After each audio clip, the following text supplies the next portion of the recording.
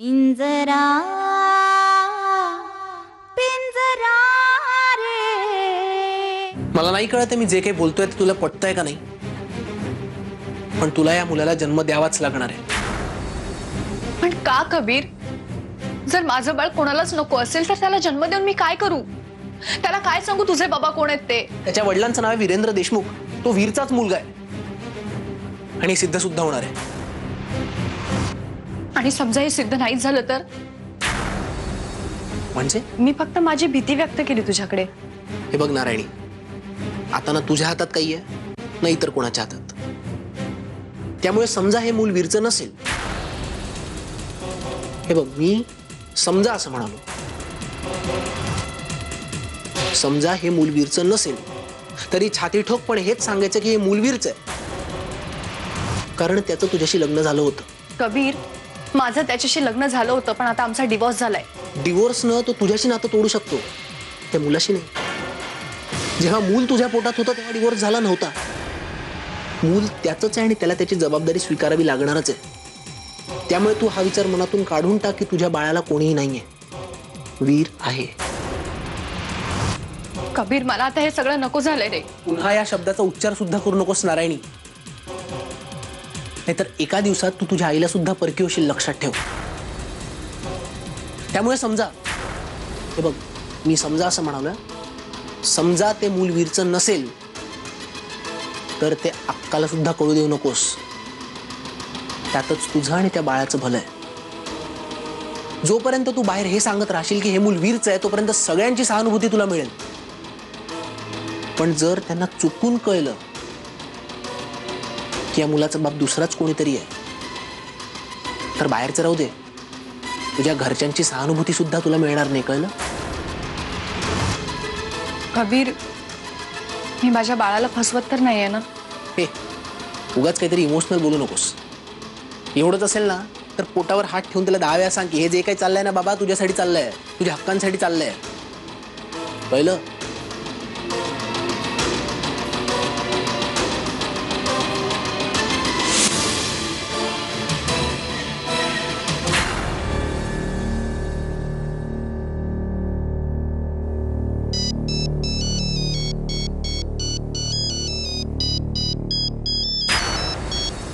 हात ते बोल, काय झालं? कबीर, तू अजून तिथंच आहेस? हो, आत्ता जस्ट अक्कांशी बोलणं झालं आणि आता निघालोच आहे। का ग? मग तिथंच थांब, निघू नको इतक्यात। अरे ती आनंदी अक्काच्या वाड्यावर यायला निघाली या, येवाना पोचली बी असल। तिला त्या नारायणीशी बोलू देऊ नको बरं, नाही तर घोळ होईल। नाही आत्या, तू काहीही काळजी करू नकोस। आता आनंदीच काय, खुद्द परमेश्वर जरी नारायणीला भेटला ना तरी ती त्याचंही ऐकणार नाही। त्यामुळे काही काळजी करू नकोस। चल ठेवतो फोन, बाय।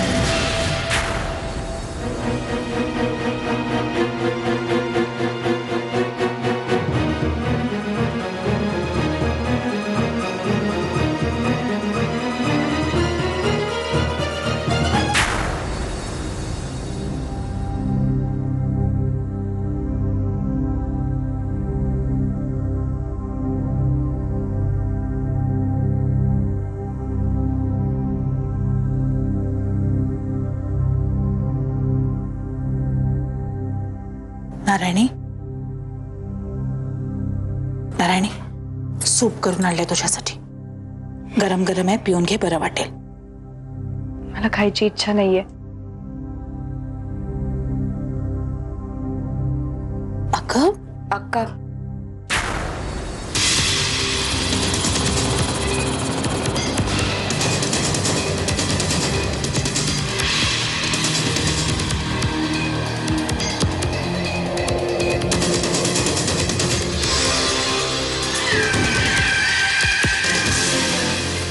अक्का, मला नारायणीशी बोलायचं. नारायणीची तब्येत ठीक नाहीये. तू परत कधीतरी ये. अक्का, माझ्याकडे तेवढा वेळ नाहीये आणि नाही नारायणीकडे. तिच्याकडे बघ जरा. या परिस्थितीत ती कशी बोलू शकणार आहे तुझ्याशी? पण मला कोणत्याही परिस्थितीत आज तिच्याशी बोलावंच लागेल. आणि काय वाटेल ते झालं तरी मी तुला तिच्याशी आत्ता बोलू देणार नाही. मम्मा, मी बोलते तिच्याशी. Narayani, mamma please.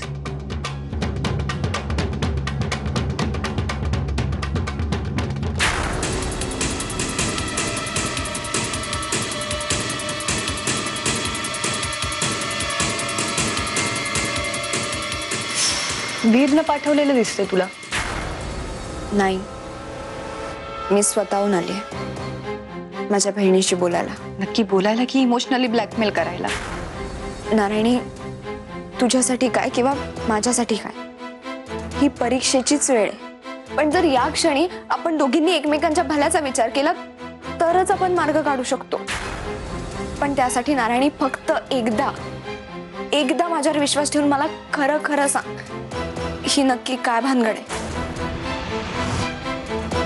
आनंदी, मी प्रेग्नेंट आहे आणि माझ्या पोटात वीरचं बाळ आहे.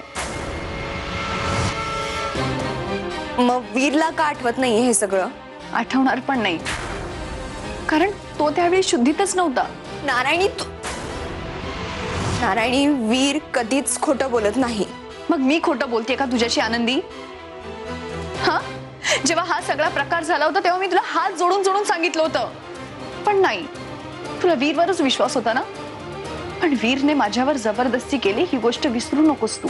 नारायणी, तुला कळतंय का? तुझ्या स्वतःच्या बोलण्यातच विसंगती आहे.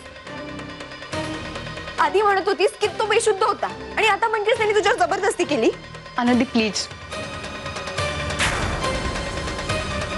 आनंदी, आता मी खूप अस्वस्थ आहे, इमोशनल झालीये, त्यामुळे प्लीज तुझे वकिली शब्द विचारून मला शब्दात पकडू नकोस. नारायणी, मी मुळात तुला शब्दात पकडायला इथे आलेलीच नाहीये. खरी परिस्थिती काय हे जाणून घ्यायचंय मला. मग हाच आवाज घेऊन तुझ्या वीरला जाऊन विचार नक्की काय परिस्थिती होती ती.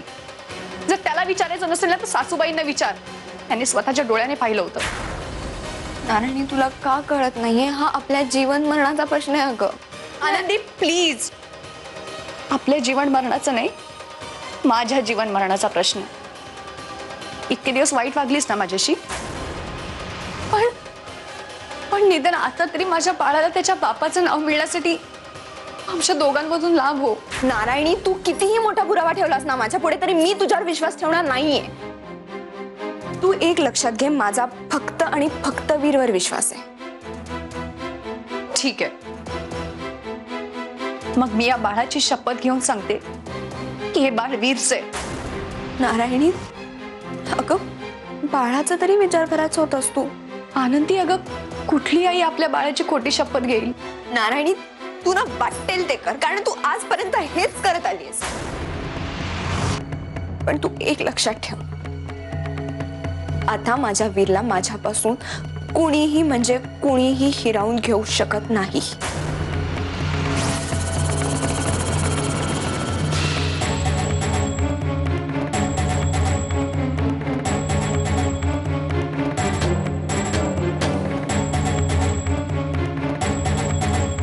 सॉरी बाळा,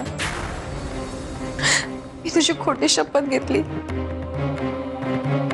पण मी फक्त तुझ्यासाठी, तुझ्या भल्यासाठीच तुझी खोटी शपथ घेतली. मला माफ कर. तुला काही नाही होणार बाळा, काही नाही होणार.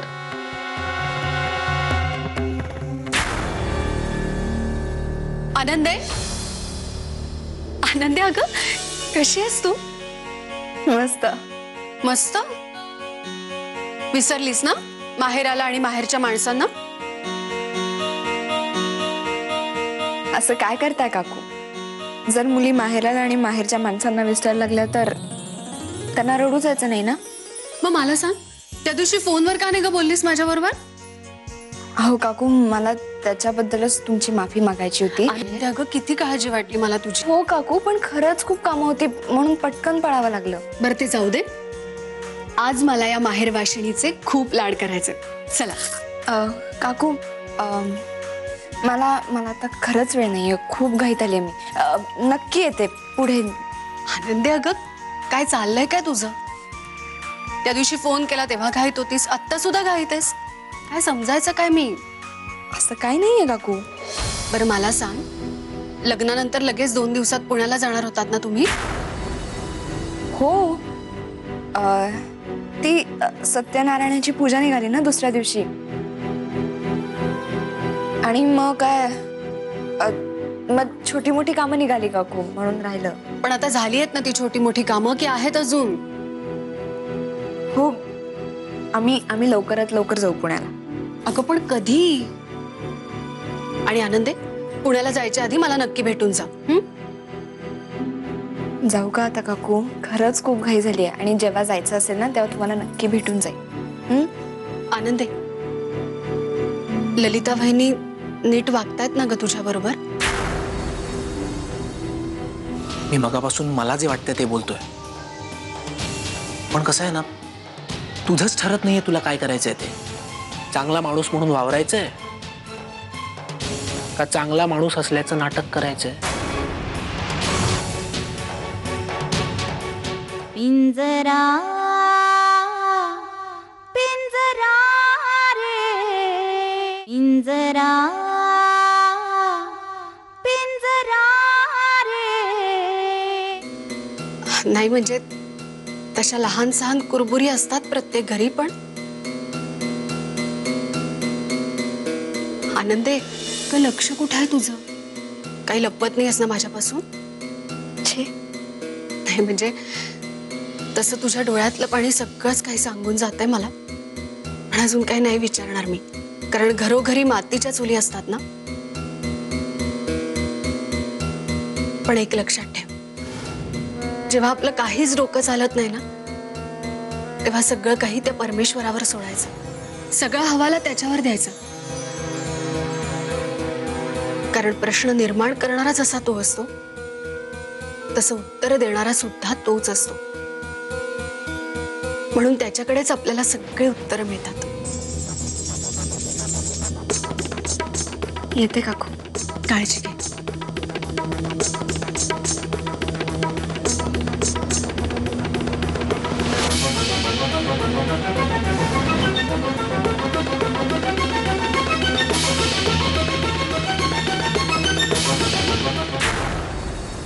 हिमानी, हे बघ, तू जे काय बोलतेस ना ते मलाही पटतंय, पण मला सांग, मेडिकल सायन्स आणि कायद्याचा काय रोल असणार आहे यात? कारण मेडिकल सायन्स जे आहे त्यावर विश्वास ठेवेल, पण कायद्याचं तसं नाहीये ना. कायदा पुरुषांसाठी वेगळा आणि बायकांसाठी वेगळा. त्यातून नारायणी डिवोर्स असल्यामुळे तिला वेगळा सॉफ्ट कॉर्नर मिळणार. नाही, बरोबर आहे तुझं, पण मला एवढंच सांग की DNA टेस्ट 1 महिन्यानंतर करता येते ना? हो, मग का नाही, प्लीज. हे बघ, मला फक्त एवढं माहितीये की लवकरात लवकर मला या सगळ्यातून बाहेर पडायचंय. Yes, yeah, and thank you so much.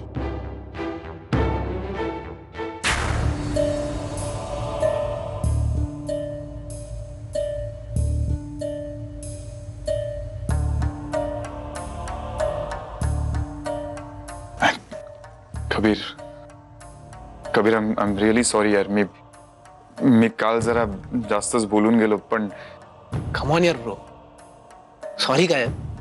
It's okay, no formalities. नाही, फॉर्मॅलिटीज नाही, मी खरंच बोलतोय. मला नाही माहिती रे मला काय झालं होतं. मी seriously I am really sorry.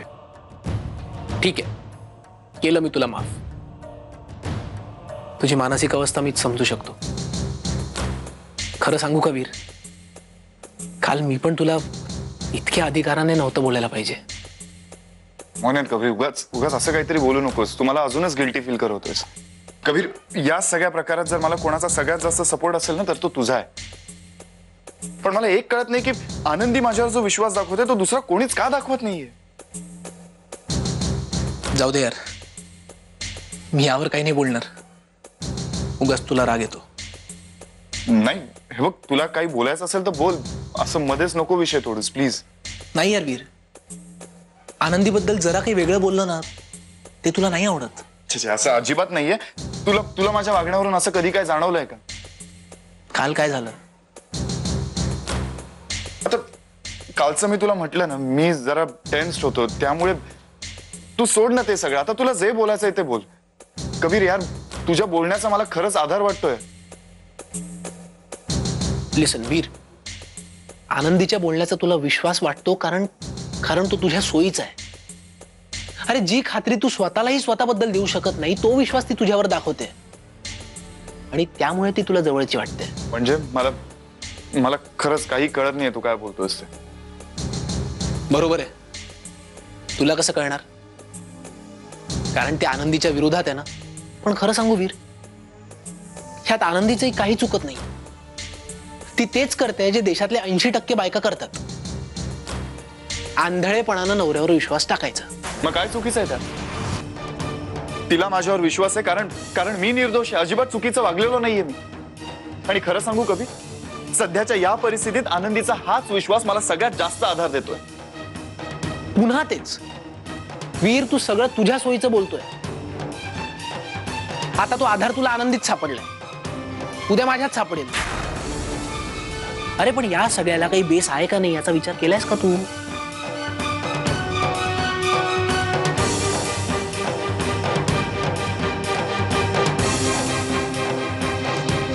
Kabir, माझा अजूनच गोंधळ होतो यार. आता होणारच ना. हे बघ यार वीर, मी काही चुकीचं बोलतोय असं जर तुला वाटत असेल ना, तर मला लगेच थांबव. तुझा अधिकार आहे तो. आणि शेवटी जे काही चाललंय ते तुझ्यासाठीच चाललंय, नाही का?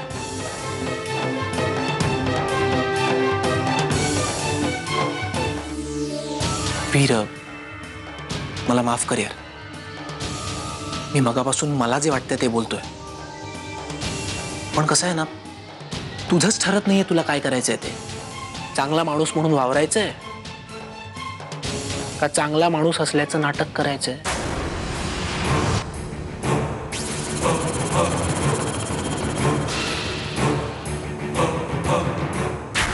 वीरला गुंगीचं औषध देऊन तिने स्वतःचं लग्न लावून घेतलं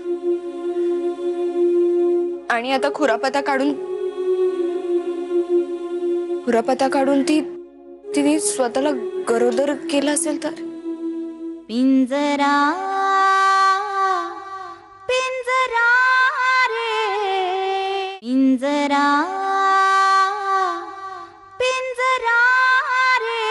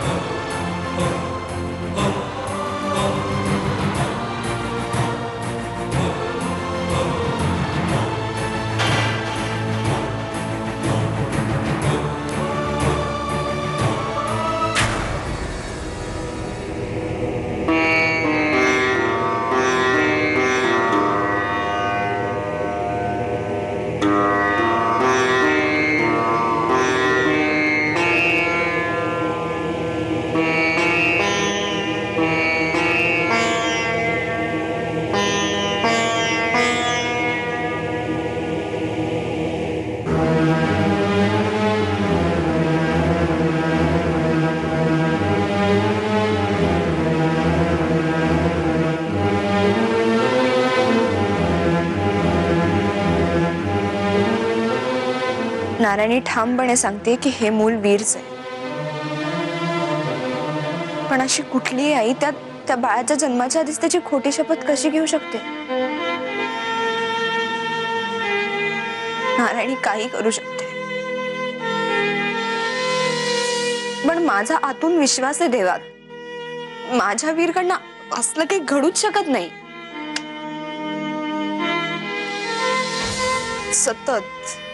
सतत खोटं बोलते नारायणी, पण माझा वीर कधीच खोटं बोलत नाही. कधीच नाही. वीरला गुंगीचं औषध देऊन तिने स्वतःचं लग्न लावून घेतलं आणि आता खुरापता काढून तिने स्वतःला गरोदर केलं असेल तर पिंजरा